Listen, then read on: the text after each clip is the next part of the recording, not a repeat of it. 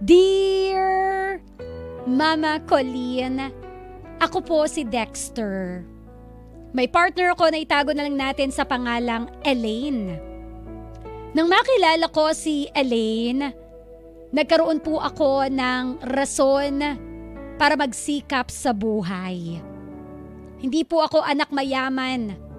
Namamasukan lamang ako sa isang construction, pero mataas po ang aking pangarap na balang araw, makahanap ako ng babaeng ihaharap ko sa altar. Bubuo kami ng pamilya, isang masayang pamilya.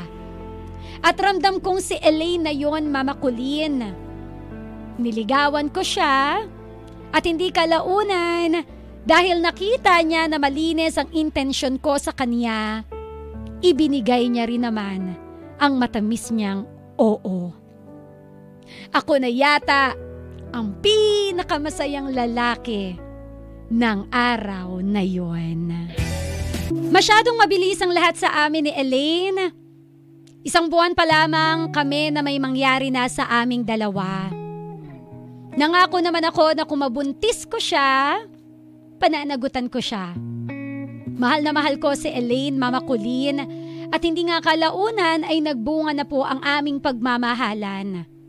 Nabuntis ko siya. Nung una, natakot pa kasi sabi niya ang bilis.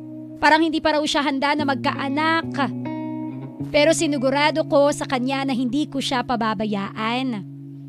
Na ako ang bahala sa kanilang mag-ina at gagawin ko ang lahat ng aking makakaya.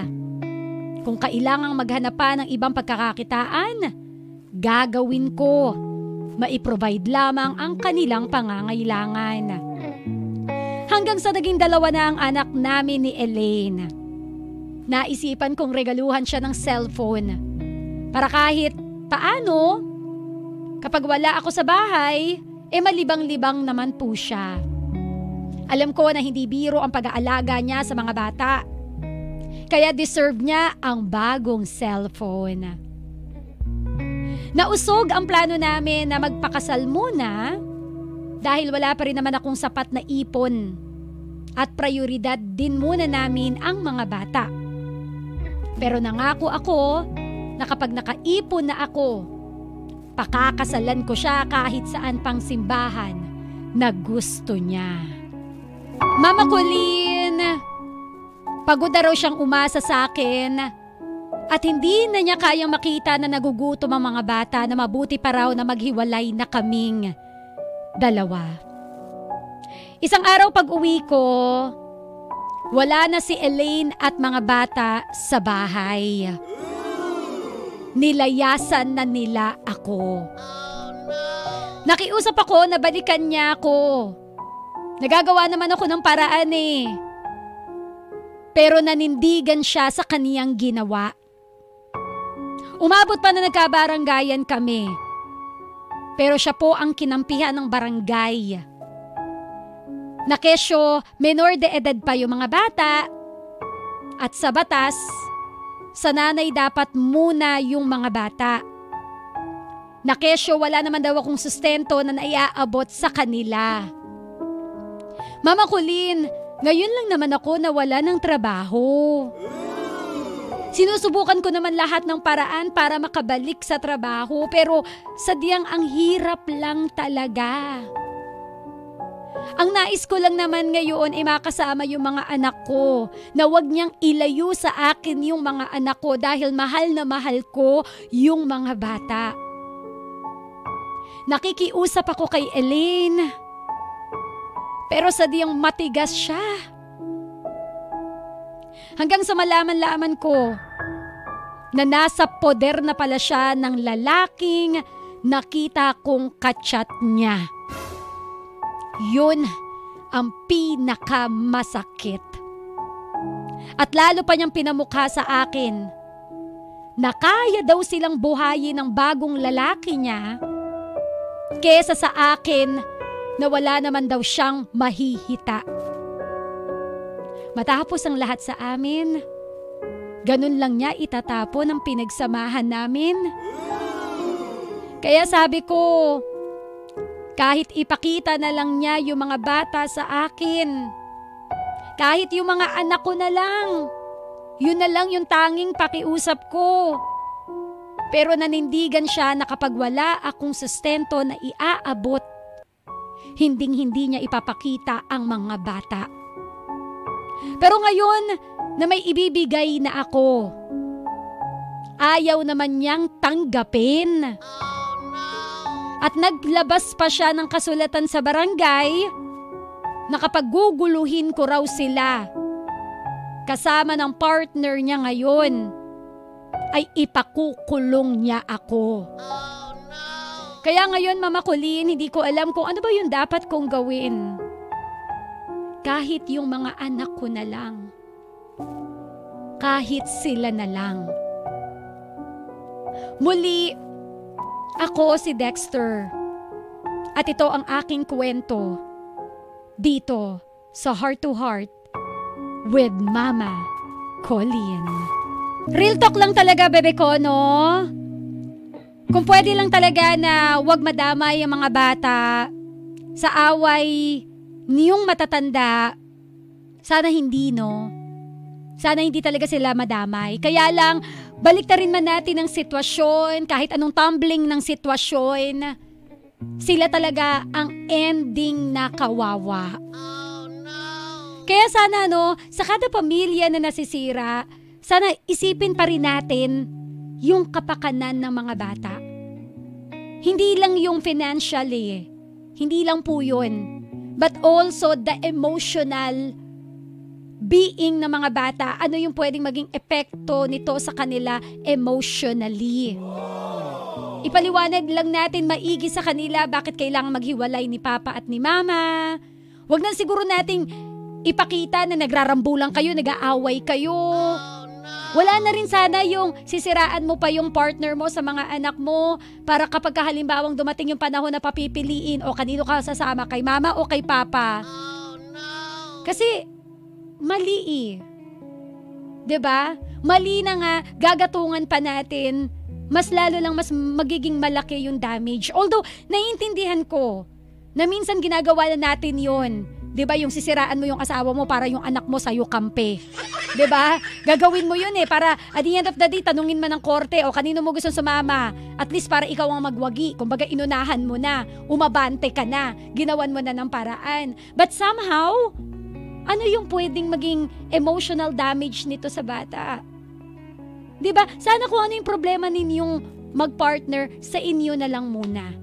Ngayon yung karapatan, wag nating alisan ng karapatan yung isang tao, especially, lalo na, kung gumagawa naman siya ng paraan para mapunan kung ano man yung naging pagkukulang niya financially. Mama Colleen, madali sabihin para sa'yo kasi wala ka sa sitwasyon. Okay, fine, taas na kamay ko. Basta ang sasabihin ko lang sa'yo, at the end of the day, makukuha mo ba talaga yung peace of mind na hinahanap mo? Walang pinagkaiba yan sa meron kang kaaway. Dala-dala mo yung bigat, araw-araw, kasi baka mamaya makasalubong mo siya. Anong pwedeng gawin niya sa'yo? Diba? Yung tipong, ang sarap sanang magpatuloy ng buhay nang walang taong kagalit, diba? Na minsan din namang naging special na parte ng ating buhay. So, bottom line, nasa sa'yo pa rin yan. Okay? Yun lang naman yung gusto kong i-call out. Please. Please. Ngayon, ang tanong po ni Dexter, ano ba yung dapat niyang gawin? Eh di magpabarangay ka rin. Barangayan na talaga to ng bonggang-bongga. Kung naglabas siya sa barangay na kasulatan na kapag ka nang gulo ka, makukulong ka, di pumunta ka rin sa barangay. Boss, ipakita mo yung mga ebidensya mo that you are trying to reach out. Ipakita mo na, boss, tinatawagan ko naman eh. Boss, gusto ko na nga mag-abot ng sustento. Tingnan nyo, ito yung screenshot. Ayaw naman niyang tanggapin eh. Boss, hindi naman ako manggugulo. Ang gusto ko lang naman makita yung mga anak ko eh. Hindi naman sila papanig lang eh. Base sa kung ano lang yung sinasabi ng babae. Yung mga taga-DSWD naman, yung mga taga-VAUSI naman, i-gauge, titimbangin pa rin naman nila yan kung ano yung dapat eh. So wag kang matakot. Okay? Lalo na kung ngayon, again, gumagawa ka na ng paraan para makapag-abot ng sustento para sa mga bata. Kasi naiintindihan ko yung kagustuhan mo. Feeling ko nga hindi mo man sinabi sa letter mo, pero feeling ko, yung sinabi mo pa lang na kahit yung mga anak ko na lang, 'di ba? Kahit sila na lang, yun na lang siguro talaga yung pag-usapan ninyo. Magpatawag uli kayo sa barangay, magharap uli kayo sa barangay, magkaroon kayo ng negotiations, paano yung mga bata. Baka pwedeng bigyan ka naman ng karapatan na maigala mo sila, ma-date mo sila. Again, huwag kang matakot. Dahil feeling ko ngayon natatakot ka dahil sa salitang kulong. Baka nga naman makulong ka. Siyempre, pag nakulong ka, mas lalo kang mawawala ng access to your children, diba? Huwag ka matakot. As long as you have the evidence, as long as meron kang, again, patunay na nagre-reach out ka, lapit ka uli sa barangay. Yun lang. So, yun lang po mga bebe ko. Marami po yung ganito yung sitwasyon. Marami, iba-ibang storya. Minsan side ng babae naririnig natin. Ngayon po, isang side ng lalaki na sinusubukan namang mag-reach out pero wala talaga. Ngayon, ayoko namang i-judge yung partner mo. Ayoko namang i-judge si Elaine. Kasi for sure sasabihin na ng iba dyan, ang landi naman ni Elaine. Wala na, nandun Naghanap wala tayong magagawa. So siguro ipagpasa Diyos na lang natin lahat ng yun. And I'm sure naman, kung talagang may mali si Elaine, marirealize din naman niya yan. Ang alam ko lang ngayon, ang namumutawi lang sa kanyang isip, sarili niya lang iniisip niya. Oo, inisip niya yung mga anak niya. Inisip din naman niya para sa welfare ng mga bata. Pero ano ba naman yung magtulungan kayo, di ba, bilang mag-asawa? Kapag ang asawa mo hindi makapag-provide, iiwan mo kaagad? Hindi ba pwedeng tulungan na lang kita asawa, magkumayod tayo pareho, isipin natin ano nga ba yung strength nating dalawa na pwede natin pagtulungan. O diba, okay hindi kayo mag-asawa, magka-live-in pa lang kayo. But again, kaya nga tinawag na partner Mag-partner kayo, magkatuwang kayo, hindi lang sa sarap, hindi lang sa kama, kundi pati sa hirap. Yes, lalaki ang dapat na mag-provide sa pamilya. Klaro naman kaayo yun, B. Pero kung nakikita mo yung partner mo, medyo kinulang ngayon. Hindi sapat na dahilan ito para agad natin siyang iwan.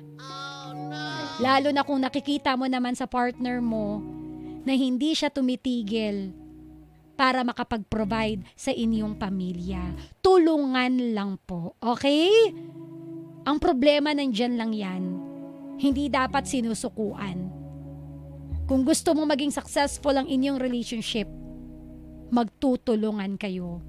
Hindi yung makahanap ka lang ng iba, bigla mo na lang siyang iiwan. Alright? Ka-winner yan po ang kwento ni Dexter dito sa Heart to Heart with Mama Colleen.